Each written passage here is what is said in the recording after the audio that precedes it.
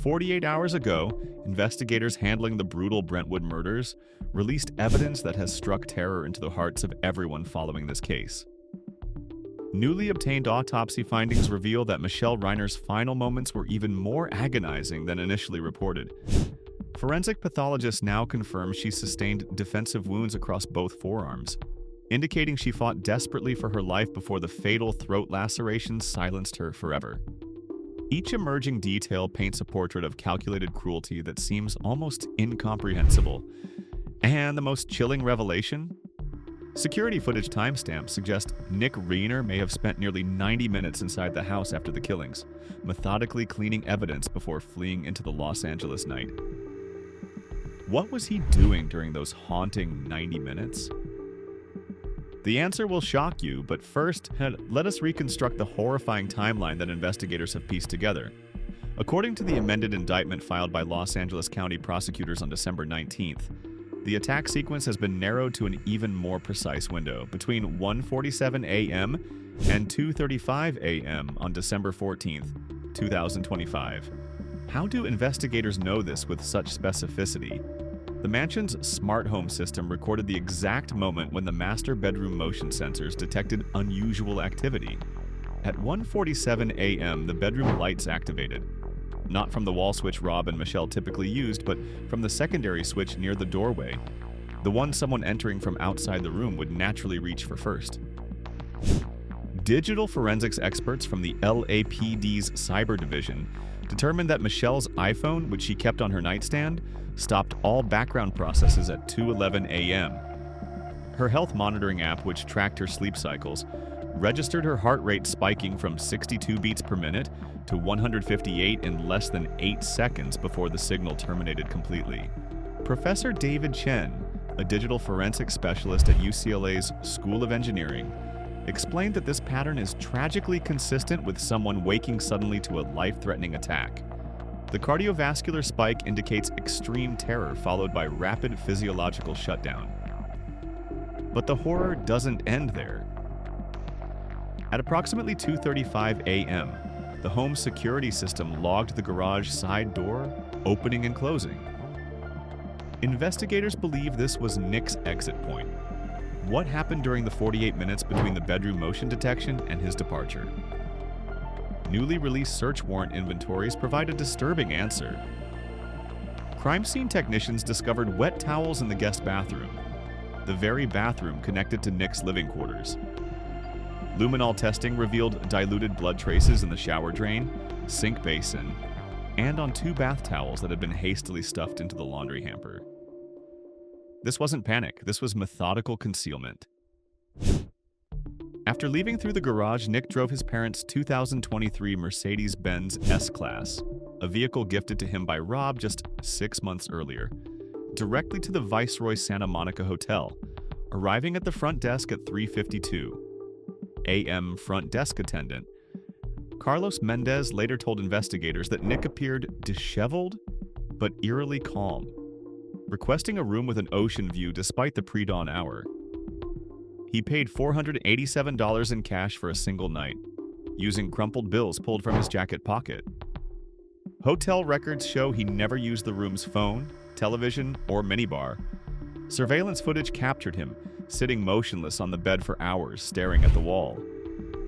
Meanwhile, the discovery timeline unfolded with agonizing slowness.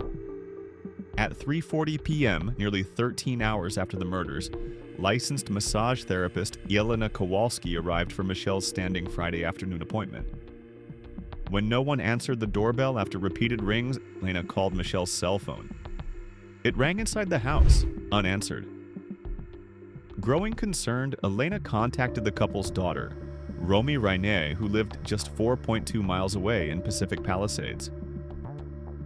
Romy and her boyfriend arrived at 4:18 p.m. Using her emergency key, she entered through the front door and immediately sensed something catastrophically wrong. The house was silent. No music, no television, none of the usual sounds of her parents' active daily life. When she reached the master bedroom and pushed open the partially closed door, she encountered a scene that would haunt her forever.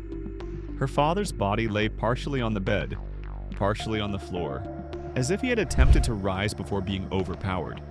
Her scream brought her boyfriend running, and moments later he discovered Michelle's body in the adjoining master bathroom, collapsed near the freestanding bathtub. The positions of the bodies would later prove crucial to understanding the attack sequence.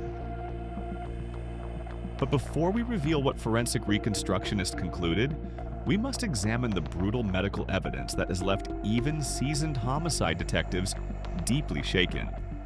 Dr. Samantha Rhee, Chief Medical Examiner for Los Angeles County, conducted the autopsies personally given the high-profile nature of the case. According to her official report, portions of which were leaked to multiple news outlets this week, both victims suffered what forensic pathologists classify as combination sharp force trauma, a technical term that barely conveys the savage reality of what occurred inside that bedroom. Rob Reiner sustained a total of 11 separate wounds. The fatal injury was a deep incised wound across the anterior neck, severing both the left and right carotid arteries along with the trachea.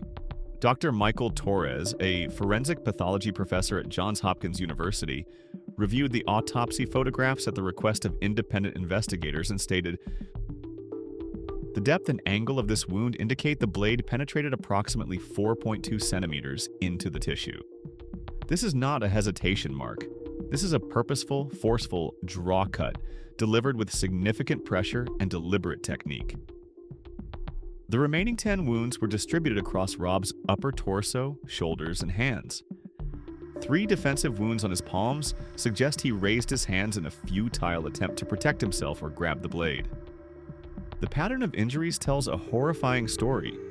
Rob was likely attacked while lying down, attempted to defend himself, and then received the fatal neck wound as the final act in the assault. Michelle's injuries were, if possible, even more disturbing. She sustained 14 separate wounds, with the fatal throat laceration measuring nearly 7 inches in length. But investigators revealed something this week that transforms our understanding of her final moments. Michelle made it out of the bed. Blood spatter analysis conducted by forensic specialist Dr. Lisa Hernandez determined that Michelle's defensive wounds were inflicted while she was standing upright, backing toward the bathroom. Cast-off blood patterns on the ceiling, tiny droplets thrown from the weapon during the assailant's backswing motions, created an arc that forensic analysts mapped to reconstruct her movements. She was moving backward, arms raised, trying to shield her face and neck, Dr. Hernandez explained in a deposition excerpt obtained by reporters. The attack pursued her across approximately 12 feet of space before the terminal injury was inflicted near the bathroom threshold. This woman fought with every ounce of strength she had. According to Professor Joseph Reynolds, an applied forensics expert at Boston University, the number and distribution of wounds in this case demonstrate what forensic pathologists call sustained assaultive behavior, an attack that continues well beyond the point necessary to incapacitate the victim. When we see 14 distinct injuries on one victim and 11 on another, we're looking at extreme violence driven by rage, desperation, or substance-induced psychosis. This wasn't a momentary loss of control. This was a sustained, purposeful assault lasting several minutes at minimum. The weapon itself has not been recovered. Investigators believe Nick disposed of it somewhere between the Brentwood residence and Santa Monica, possibly in one of the numerous dumpsters or storm drains along Sunset Boulevard, a route that LAPD cadaver dogs and dive teams have been searching for the past week. However, microscopic analysis of tissue damage suggests a fixed blade knife with a 6 to 8 inch blade, possibly a kitchen chef's knife or hunting knife, with a non-serrated edge. What makes these injuries particularly haunting is the setting. Both victims were wearing sleepwear. The bedroom showed no signs of forced entry or struggle furniture. Everything was in place except for disturbed bedding and the victims themselves. This suggests they were attacked during sleep or immediately upon waking, granting them no opportunity to flee or arm themselves. One forensic detail alone is enough to make one shudder. Analysis of blood distribution patterns indicates that both Rob and Michelle survived for a brief period after their initial wounds, meaning they were conscious and aware during at least part of the attack. The final moments of their lives were spent in unimaginable terror, betrayed by someone who had unlimited access to their home and their trust. What happened next is even more disturbing: the question of how Nick Reiner is affording one of America's most expensive criminal defense attorneys, and the shocking answer that has divided the surviving family members. Alan Jackson commands legal fees that would bankrupt most families. During his defense of Karen Redd in Massachusetts, sources estimated his total fees exceeded $8 million, despite a discounted rate offered due to the case's publicity value. In Nick Reiner's case, with dual first-degree murder charges, special circumstances allegations, and the certainty of a months-long trial, legal experts predict costs could soar past $12 million when accounting for investigators, forensic consultants, psychiatric experts, and jury consultants. Nick Reiner has no documented income. His last known employment was a brief stint as a production assistant on his father's 2016 film, a job that paid approximately $45,000 annually and lasted less than 8 months. Since then, he has lived entirely dependent on his parents' generosity, residing in their guest house, driving their vehicles, using credit cards linked to their accounts. So, who is funding this multi-million-dollar defense? On December 18th, investigative journalists from The Hollywood Reporter uncovered court filings that revealed a shocking detail. The legal fees are being drawn directly from the Reiner Family Trust, a financial vehicle Rob and Michelle established in 2003 valued at approximately $214 million. The authorization came not from Nick, who legally cannot access the trust while facing murder charges, but from the trust's surviving executors, Rob's daughter Romy Reiner and his longtime business manager Gerald Steinberg. This decision has torn the Reiner family apart. According to sources close to the family who spoke on condition of anonymity, Romy engaged in heated arguments with other relatives who believe Nick should receive only a public defender. "How can we use mom and dad's money to defend the person who killed them?" one cousin reportedly shouted during a family meeting at Romy's home. This is beyond grotesque. But Romy's position, though controversial, carries a certain tragic logic. In a statement released through her attorney, she explained, "My brother is severely mentally ill. Our parents spent decades trying to save him from addiction and psychological collapse. I believe they would want him to receive proper psychiatric evaluation and treatment, not simply be warehoused in a prison where his mental illness will worsen. If the best defense can result in hospitalization rather than execution or life imprisonment, that's what my parents would have chosen." Legal experts such as prominent Los Angeles attorney Shira Weissman confirmed that this arrangement is technically permissible under California law. Until a conviction occurs and the Slayer statute takes effect, which prevents convicted murderers from inheriting from their victims, the estate can authorize expenses it deems necessary, including legal defense for a beneficiary. The executor has fiduciary duty to act in the estate's best interests, which can be interpreted to include preventing wrongful conviction or ensuring fair trial procedures. However, Weissman also noted the arrangement carries significant risks. If Nick is convicted, his legal fees could be challenged as an improper distribution. Creditors, other beneficiaries, or even the prosecution could potentially sue to recover those funds. Additionally, there's the ethical dimension. Does it serve the estate's interest to fund the defense of someone accused of murdering the trust creators? That question has no clear legal answer. The broader public has reacted with visceral outrage. Social media erupted with commentary ranging from disbelief to fury. "He killed his parents and now he's using their money to escape justice. This is evil," wrote one widely shared post. Others expressed sympathy for Romy's impossible position. She lost both parents and now has to choose between abandoning her brother or using their money to defend their murderer. There are no good options here. Beyond the family conflict, there's the stark reality of wealth inequality in the American justice system. Alan Jackson represents only the ultra-wealthy or the internationally famous. For every Nick Reiner receiving elite representation, thousands of indigent defendants receive overworked public defenders managing 200-plus cases simultaneously. The optics are devastating.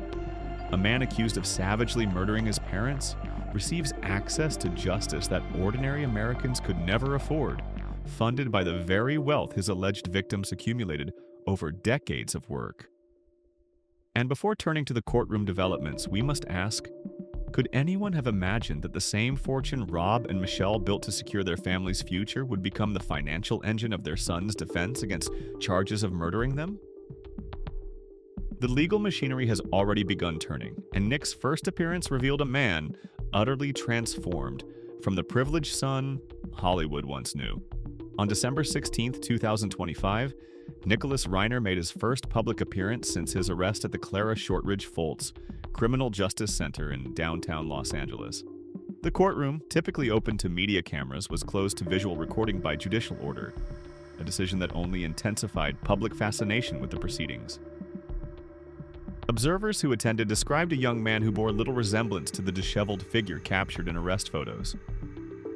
Nick wore the standard-issue Los Angeles County Jail blue jumpsuit, his hair recently cut, his face cleanly shaven. But it was his expression, or lack thereof, that left the deepest impression. He looked like a mannequin, one courtroom reporter noted. No tears, no visible distress, just a blank, hollow stare that never wavered. Standing beside him was Alan Jackson, impeccably dressed in a charcoal gray Tom Ford suit, projecting the confident authority he's known for. Jackson requested a continuance of the formal arraignment, citing the need for additional time to review discovery materials and consult with psychiatric experts. Mr. Reiner wishes to fully understand his options and the charges against him before entering any plea, Jackson told Judge Maria Gonzalez in measured professional tones. The prosecutor, Deputy District Attorney Nathan Hochman, a 19-year veteran with a conviction rate exceeding 94%, did not object to the continuance but emphasized the strength of the evidence. The people are prepared to proceed whenever defense counsel is ready. The evidence in this case is overwhelming, and justice for Rob and Michelle Reiner will be served. The only moment Nick spoke was to acknowledge his rights. When Judge Gonzalez asked, "Mr. Reiner, do you waive your right to a speedy arraignment so that proceedings may be continued to January 7th, 2026? Nick responded in a voice barely above a whisper, "Yes, Your Honor." No elaboration, no emotion, just mechanical compliance. The hearing lasted less than 11 minutes. As Nick was led back through the side door toward the holding cells, he did not look at the gallery where his sister Romy sat weeping quietly, surrounded by family friends. He kept his eyes forward, expression unchanged, as if sleepwalking through a nightmare from which he could not wake. The next critical date, January 7th, has now been circled on calendars across the entertainment industry and legal community. That hearing will determine whether Nick enters a plea, what bail conditions might be considered, and how the defense intends to approach a case that appears, on its surface, nearly impossible to win. Before we examine the potential legal strategies, we must understand the long, tragic road that brought Nick Reiner to this moment. A road paved with addiction, homelessness, and countless failed attempts at redemption. Nicholas Carl Reiner entered the world on October 16, 1993, the youngest child of Rob Reiner and singer-songwriter Michelle Singer Reiner. He grew up in a $9 million Brentwood estate, attended elite private schools, and had access to opportunities most people could scarcely imagine. Yet by age 15, around 2008, during his sophomore year at Crossroads School for Arts and Sciences, Nick had already experimented with heroin and cocaine, substances that would dominate the next 17 years of his life. Friends from that period described a teenager who felt suffocated by his family's fame. He would introduce himself as nobody special, never mentioning his dad, recalled a former classmate who requested anonymity. But everyone knew, and I think he felt like he could never measure up to this legacy of genius comedians and directors. Drugs were his escape. Rob and Michelle recognized the crisis early. Nick entered his first rehabilitation facility in 2009 at age 16, a 90-day program at a luxury treatment center in Malibu that cost approximately $65,000. He remained sober for 47 days after discharge before relapsing. This pattern would repeat with soul-crushing consistency. Admission, sobriety, discharge, relapse. By Nick's own later admission during a 2016 interview, he cycled through at least 22 or 23 different rehab programs before age 25. The years between 2010 and 2015 represented the darkest chapter. Nick left Los Angeles entirely, drifting across the United States in a haze of heroin addiction and desperation. He spent months living on the streets of Portland, Oregon, then migrated to Austin, Texas, where he survived through panhandling and occasional manual labor. There were periods in Miami, brief stints in rural Maine, and long stretches when his family had no idea whether he was alive or dead. I was homeless for about 3.5 years total, Nick disclosed in the 2016 interview. I was shooting up in gas station bathrooms, sleeping in abandoned buildings, eating from dumpsters. I overdosed at least 5 times that I can remember clearly enough to count. Each time I woke up, if I woke up, I'd be shocked I wasn't dead. Part of me wished I was. During these lost years, Rob and Michelle never stopped searching. They hired private investigators, contacted homeless outreach organizations in multiple cities, and maintained open lines of communication through friends Nick occasionally contacted for money. Rob later described this period as the most helpless I've ever felt as a father, knowing your child is slowly killing himself and being unable to do anything about it. The year 2015 brought a fragile glimmer of hope. At age 22, Nick achieved 8 months of continuous sobriety, his longest stretch since age 14. Rob seized this opportunity to collaborate with his son on a deeply personal project, Being Charlie, a film loosely based on Nick's addiction experiences. The writing process brought father and son closer than they had been in years. Nick moved back into the Brentwood estate, attended 12-step meetings daily, and seemed genuinely committed to rebuilding his life. But Hollywood can be a triggering environment for someone in early recovery. The film's production exposed Nick to industry parties, networking events, and easy access to substances. By mid-2016, he had relapsed. By 2018, he was using heroin daily again. The 2018 incident marked a turning point in Rob and Michelle's approach. During a particularly severe drug binge, Nick destroyed large portions of the guest house where he'd been living, smashing 2 flat-screen televisions, shattering light fixtures, punching holes through drywall, and flooding the bathroom by leaving faucets running for hours. When Rob and Michelle returned from a weekend trip, they found $30,000 in property damage and Nick passed out among the wreckage, a syringe still lying near his arm. This time, they invoked tough love. Nick was given an ultimatum: enter long-term residential treatment, minimum 18 months, or leave the property permanently.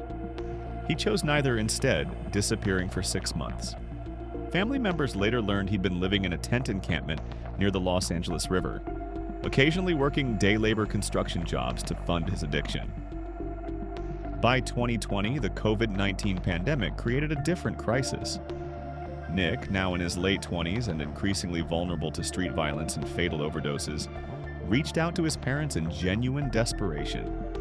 Rob and Michelle, terrified he would die alone on the streets, made the decision that would ultimately seal their fate. They allowed Nick to move back into the main house, not the guest quarters, so they could directly supervise him. For nearly 5 years, this arrangement persisted. Nick had his own bedroom suite, attended outpatient addiction counseling sporadically, and was subject to random drug testing, which he frequently failed. Family friends reported that Rob and Michelle seemed perpetually exhausted, constantly worried but utterly unable to abandon their son. Rob once told me, "If I give up on Nick, I'm sentencing him to death. I can't do that," recalled director Christopher Guest. They love that boy more than their own safety. In the months before December 2024, Nick's behavior had grown increasingly erratic. He experienced severe mood swings, disappeared for days at a time without explanation, and exhibited paranoid thinking, accusing his parents of spying on him, claiming neighbors were plotting against him, and expressing grandiose delusions about becoming the greatest filmmaker of our generation, despite having no current projects. Michelle confided to close friend Jane Fonda in early November, "I'm terrified. He's getting worse, not better. But what are we supposed to do? He's our son." That question, "What are we supposed to do?" haunted Rob and Michelle right up until their final moments. And tragically, the answer they sought never came. Their final hope was perhaps that a social gathering, surrounded by friends and laughter, might break through Nick's darkening psychological state. Instead, that gathering would become the trigger for unspeakable catastrophe. As we approach the formal trial proceedings, the central question becomes, what possible defense can Alan Jackson mount in the face of overwhelming evidence? Legal analysts watching this case have identified 3 potential strategies, each fraught with challenges. Under California Penal Code Section 25, a defendant can be found not guilty by reason of insanity if they were incapable of knowing or understanding the nature and quality of their act, or incapable of distinguishing right from wrong. However, this is among the most difficult defenses to successfully argue. Nationwide, insanity defenses succeed in less than 1% of criminal trials. Dr. Rebecca Mathis, a forensic psychiatrist who has testified in over 200 criminal cases, explained the challenge. You need to demonstrate that at the exact moment of the crime, the defendant was so psychiatrically impaired they literally could not understand what they were doing. Drug intoxication alone doesn't meet this standard. You need evidence of severe psychotic symptoms, hallucinations, delusions, complete detachment from reality. Could Nick meet this threshold?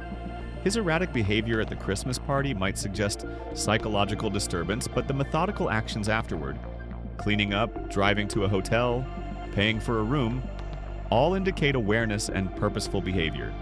Prosecutors will argue these actions prove Nick understood the wrongfulness of his conduct and took steps to evade detection. California abolished the traditional diminished capacity defense in 1982, but defendants can still argue they lacked the specific intent required for first-degree murder. If Jackson can convince a jury that Nick, due to intoxication or mental illness, could not form premeditation and deliberation, the charges might be reduced to second-degree murder or voluntary manslaughter. However, this strategy faces significant obstacles. Evidence of prior arguments with his parents, the nature of the wounds, indicating sustained attack rather than a momentary impulse, and the selection of a lethal weapon all suggest premeditation. Multiple witnesses from the Christmas party can testify to the heated confrontation,